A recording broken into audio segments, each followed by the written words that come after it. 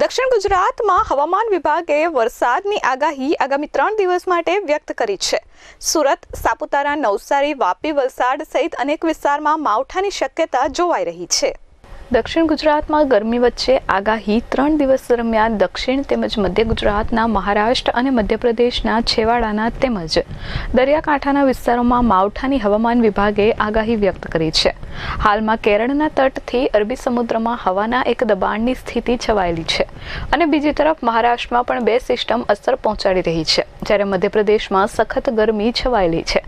આ સિવાય રાજ્યના અન્ય વિસ્તારોમાં ચામડી દજાડતી ગરમી સાથે હીટવેવની સ્થિતિ છવાયેલી રહેવાની પણ શક્યતા છે। હવામાનની આ સ્થિતિમાં સૌરાષ્ટ્ર અને કચ્છના તટીય વિસ્તારમાં તારીખ 14 મીએ ઉપરાંત દક્ષિણ અને મધ્ય ગુજરાતમાં દાહોદ, ગોધરા, પંચમહાલ અને વાપી, વલસાડ, નવસારી, સુરત તથા સાપુતારામાં આગામી 12 થી 14 દરમિયાન છૂટાછવાયા વરસાદની શક્યતા છે।